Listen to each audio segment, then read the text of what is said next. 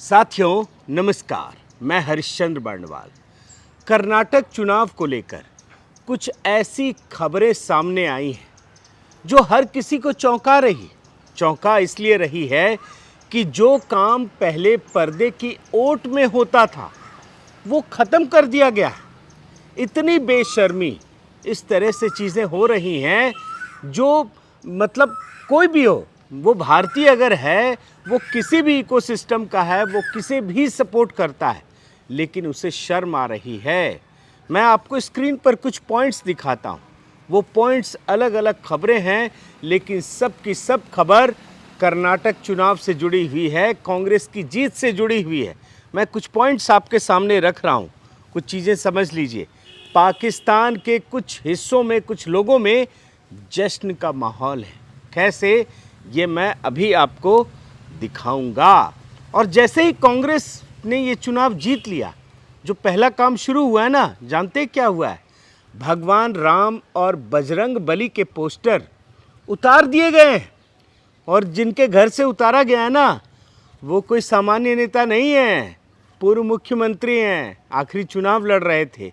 वो भी मैं आपको दिखाऊंगा। इसके अलावा कर्नाटक में पाकिस्तान जिंदाबाद के नारे जिस प्रकार से लगे हैं, वो दरअसल एक सोच को दर्शाता है। उस सोच के बारे में भी मैं कुछ चीज़ें आपके सामने रखूंगा। इसके अलावा विदेशी मीडिया ने भारत के खिलाफ किस प्रकार से एजेंडा फैलाया, वो बातें भी आपके समक्ष रखने वाला हूं। और एक महत्वपूर्ण बिंदु कि कांग्रेस में जो अध्यक्ष हैं, वो अध्यक्ष किस बात के हैं, वो जिस तरह की बातें कर रहे हैं, जिस तरह के बयान दे रहे हैं, वो भी एक महत्वपूर्ण सवाल है। उस सवालों को भी आपके सामने रखूंगा और दिखाऊंगा कि किस तरीके से चीज़ें सब कुछ आईने की तरह साफ हो रही हैं।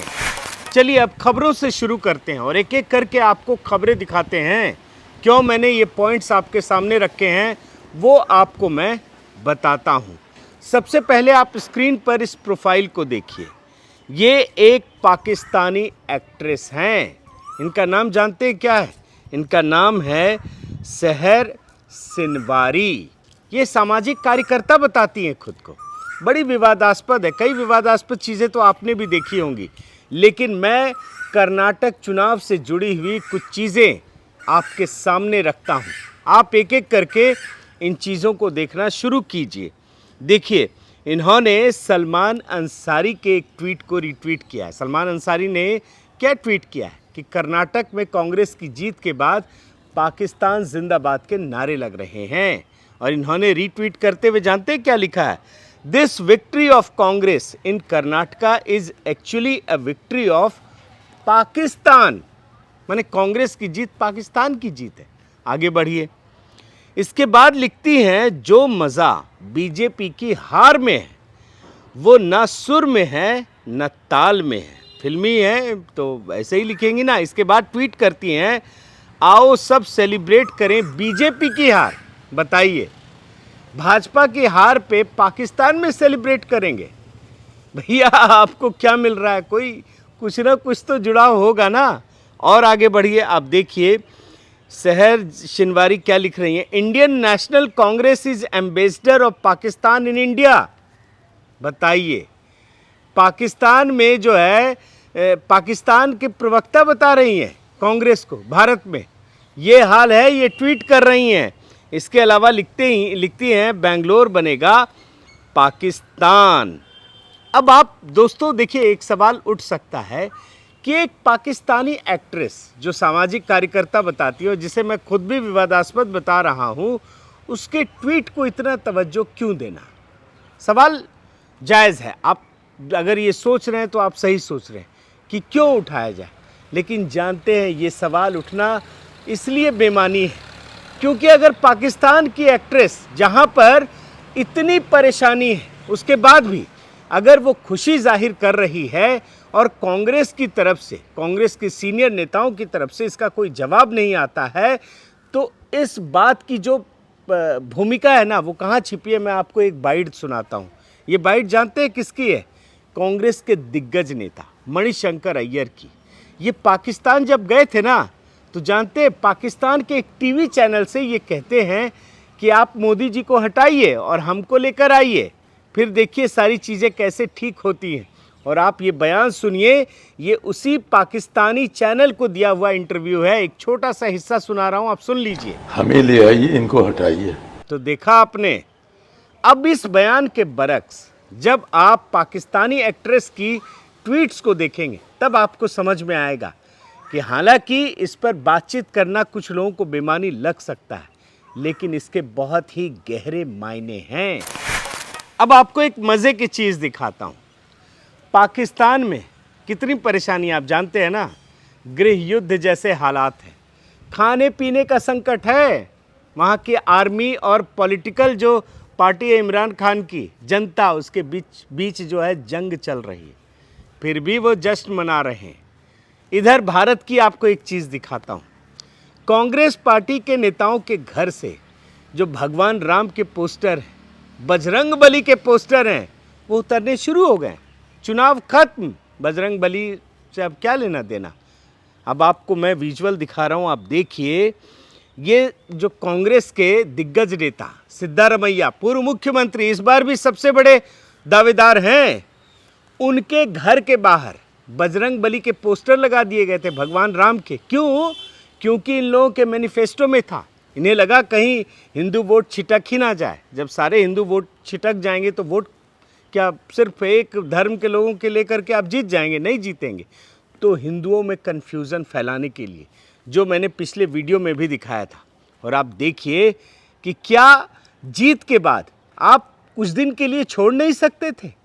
जिस बजरंग बली ने आपको आशीर्वाद दिया, जिसका आप नाम ले रहे हैं, चुनाव जीतते ही आपने पोस्टर हटाने शुरू कर दिए। लेकिन यही है सच्चाई, और इसी वजह से भारतीय जनता पार्टी को हमला करने का मौका मिल गया। अब देखिए क्या लिखते हैं, election is finished, time today goodbye to Bajrang Bali by चुनावी हिंदूस। अब ये जो चुनावी हिंदू का आरोप लगता है ना, वो ऐसे ही नहीं लगता है, इसकी वजह यही है, और इसलिए इस वीडियो को बड़े ध्यान से देखिए। लेकिन जानते हैं, इससे पहले एक और खबर आई। आपको कई बार ये मन में लेगा आप कैसी खबरें उठा रहे हैं, कुछ लोगों को ये लग सकता है, लेकिन जब सारी कड़ियाँ जुटती हैं ना, तब ये एक बहुत बड़ी खबर हो जाती है। आप देखिए इस खबर को, मैं ये सिर्फ खबर पढ़कर सुना रहा हूँ। पाकिस्तान जिंदाबाद के नारे, मैं अपनी तरफ से एक शब्द भी नहीं कह रहा हूँ। आप देखिए, ये इंडिया टीवी की रिपोर्ट है। कर्नाटक में कांग्रेस की जीत पर लगे पाकिस्तान जिंदाबाद के नारे, पुलिस ने दर्ज की एफआईआर भी दर्ज हो गई है। यह वीडियो बेलगावी जिले के तिलकवाड़ी पुलिस थाने का बताया जा रहा है। यहाँ मतगणना केंद्र के बाहर कुछ अज्ञात लोगों ने पाकिस्तान जिंदाबाद के नारे लगाए। इस दौरान यहाँ उनके साथ कांग्रेस कार्यकर्ता और समर्थक भी मौजूद थे। बताया जा रहा है कि जब कांग्रेस की जीत शुरू हुई तो समर्थकों ने जीत का जश्न मनाना शुरू कर दिया। इस दौरान कुछ लोगों ने पाकिस्तान जिंदाबाद के नारे लगाए, और कई मीडिया संस्थानों ने इस रिपोर्ट को छापी है, इसलिए मैंने ये खबर आपको दिखाई है। मैं अपनी तरफ से तो आपको विजुअल भी नहीं दिखा रहा, आप सोशल मीडिया पर जाइए और देखिए, तब आपको सारी चीज़ें पता चल जाएंगी। अब मैं आपको दोस्तों एक अंतर्राष्ट्रीय खबर की ओर आपका ध्यान आकृष्ट करना चाहूँगा। कर्नाटक भारत का एक बहुत ही छोटा राज्य है, लेकिन इस तरीके से, जिस तरीके से पूरी दुनिया में इसकी कवरेज हुई और जो कुछ लिखकर कवरेज हुई, वो बड़ी हैरान करने वाली चीज़ है। ये जो भारत को तोड़ने की बात कही जाती है ना, वो बेवजह नहीं है, उसके पीछे एक बहुत गहरी वजह है, गहरा राज छिपा है। आपको मैं कुछ रिपोर्ट दिखाता हूँ। बीबीसी ने जो रिपोर्टिंग की, उसमें क्या लिखा हुआ था आपको पता है? बीबीसी ने जो रिपोर्टिंग की उसमें लिखा हुआ था, Congress ahead of Modi's BJP in Karnataka polls. India's Congress मतलब भारत की कांग्रेस पार्टी है, और भारतीय जनता पार्टी सिर्फ मोदी की पार्टी है। मतलब भारत में ही कांग्रेस को और भाजपा को एक अलग आइडेंटिटी बना दिया गया। मतलब भारत के बरक्स मोदी को खड़ा कर दिया गया। ये एक नैरेटिव है, ये एक एजेंडा है। और इसी तरह की रिपोर्ट मैंने दी गार्जियन में भी देखी। ये भी देखिए, विदेशी अखबार क्या लिखता है, India's Congress party defeats Narendra Modi's BJP in Karnataka state elections. माने भारत की कांग्रेस पार्टी है और जो मोदी जी और भाजपा है वो विदेश की पार्टी है, विदेश के लोग हैं। पूरा का पूरा जो इंटरनेशनल मीडिया है, आप एक साथ कई विंडो में देखिए, ये बीबीसी है, अल जजीरा है, गार्जियन है, फ्री मलेशिया है, प्रेस टीवी, मतलब इतने सारे संस्थान आप सोच भी नहीं सकते। ये कौन सी पत्रकारिता है, ये भारत के खिलाफ कैसा एजेंडा है जिसमें भारत को टुकड़ों में बांटने की ये कोशिश की जा रही है। अगर आप आज नहीं समझ पा रहे हैं तो यकीन मानिए एक गंभीर परेशानी हम सब के सामने आने वाली है। और याद रखिए दोस्तों, जब मैं विदेशों की बात कर रहा हूँ, विदेशी मीडिया की बात कर रहा हूँ, तो ये बेवजह नहीं है। जैसे अभी मैंने आपको मणिशंकर अय्यर का बयान सुनाया कि पाकिस्तान में जाकर कहते हैं कि पाकिस्तान हमें जिताए, मोदी को हराए, वैसे ही राहुल गांधी विदेशों में जाकर ये खुलकर कह चुके हैं विदेशी शक्तियों को कि आप भारत में हस्तक्षेप कीजिए। मोदी सरकार को मतलब हटाने के लिए ये सारी कवायद हो रही है। और तब जाकर आप इन विदेशी मीडिया संस्थानों को देखेंगे, उसकी रिपोर्ट को समझेंगे तो पूरा नैरेटिव आपको समझ में आ जाएगा। लेकिन अब मैं आपको कर्नाटक में ही आपको लेकर आता हूँ। कर्नाटक के हालात को थोड़ा सा आपके सामने रखने की कोशिश करता हूँ। कर्नाटक में ये जो चुनाव हुआ ना, जिसमें कांग्रेस की प्रचंड जीत हासिल हुई, कांग्रेस की कोई सुनामी नहीं थी, ये मत समझिए। जितनी बड़ी प्रचंड जीत हुई है उतनी बड़ी जीत एक्चुअल में थी नहीं। और आप रिपोर्ट में देखिए, सिर्फ 5% वोट शेयर बढ़े हैं पिछली बार से। पिछली बार इनके पास 2018 में 38% वोट शेयर था और सीटें मिली थी 80। इस बार वोट प्रतिशत बढ़कर कितना हुआ, सिर्फ 5%, यानी 43 हुआ और सीटें बढ़कर हो गई 135। बाप रे, मतलब सिर्फ 5% में इतनी बड़ी जीत। अब चलिए आपको भाजपा में दिखाता हूँ। भाजपा की कोई बहुत बड़ी हार नहीं थी, बल्कि भाजपा के लिए कोई चिंता करने वाली बात ही नहीं थी। क्यों बात कह रहा हूँ मैं, क्योंकि आप देखिए परसेंटेज, पिछली बार भाजपा को 36.2% वोट मिला था और इस बार 35.7% वोट, यानी 1% भी नहीं है। ये जो गिरावट आई है ना, वो 1% भी नहीं है। लेकिन पिछली बार जब 36.2% वोट मिला तो इन्हें 104 सीटें मिली थी और इस बार 35.7% वोट मिला तो सीटों की संख्या घटकर सिर्फ 65 रह गई। अब सवाल तो ये है कि इतनी बड़ी जीत कैसे हुई? कांग्रेस को किसने जिताया, भाजपा को किसने हराया? तो आइए जेडीएस की तरफ से।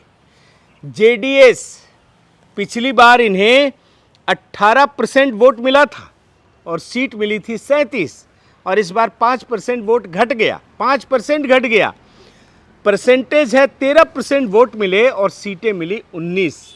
अब आप कैलकुलेशन समझ गए ना, जेडीएस को 5% वोट कम मिला और कांग्रेस को 5% वोट अधिक मिला और इसी वजह से कांग्रेस को ये प्रचंड जीत मिली है।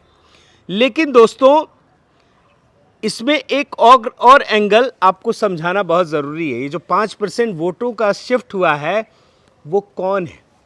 जेडीएस को दो लोग देते हैं वोट, एक तो मुस्लिम और दूसरा वोक्का लीगा। यही दो हैं, वहाँ ये समीकरण चलता है एमवी का। और जो 5% वोट कम हुए उसमें एक तो वोक्का लीगा तो है ही, क्योंकि शिव कुमार को लेकर के आप जानते हैं उनमें लोगों की आस्था बढ़ी कि यही मुख्यमंत्री बनेंगे। और दूसरा पूरा का पूरा मुस्लिम वोट एक मुश्त कांग्रेस में चला गया। 13% वोट हैं मुसलमानों के कर्नाटक में। और आप देखिए, इस रिपोर्ट को देखिए, कांग्रेस ने 15 मुस्लिम उम्मीदवार उतारे और आप ये जानकर हैरान हो जाएंगे कि इतनी सारी पार्टियां वहाँ चुनाव लड़ रही थी, जेडीएस भी, किसी का कोई मुस्लिम कैंडिडेट नहीं जीता। सिर्फ कांग्रेस के 9 उम्मीदवार, और सारे 9 उम्मीदवार जो जीते हैं वो सब के सब कांग्रेस के हैं।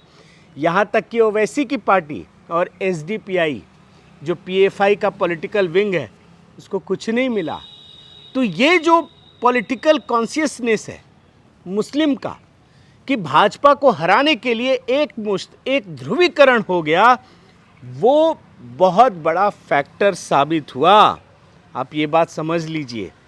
लेकिन इतना सब कुछ होने के बाद भी अब मैं आपको एक दूसरी चीज़ दिखाता हूँ कि लोकसभा चुनाव में ऐसा नहीं है कि कांग्रेस के लिए बहुत बल्ले बल्ले है।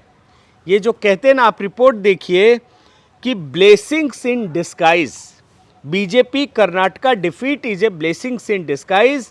इससे मोदी जी को बहुत बड़ी मदद मिलने वाली है। अब ये बात क्यों कह रहा हूँ, ये भी आपको मैं दिखा देता हूँ कि अब सीएम चाहे कोई भी बने, यहाँ मुख्यमंत्री की जो कुर्सी की लड़ाई है ना, अब वो बहुत बड़ी होने वाली है। और आपको दिखेगा कि कर्नाटक में कांग्रेस किस प्रकार से सत्ता के लिए आपस में लड़ती है।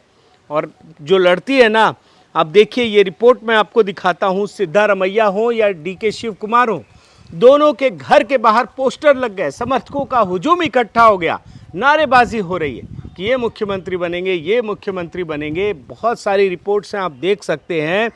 और इतना ही नहीं, वहाँ संतों में भी जो है ना पूरा पॉलिटिकल राजनीतिकरण कर दिया गया है। वहाँ जो वोक्कालिगा संत हैं वो डीके शिव कुमार की पैरवी कर रहे हैं। आप स्क्रीन पर ये रिपोर्ट भी देख सकते हैं। अब मैं आपको एक ट्वीट दिखाता हूँ।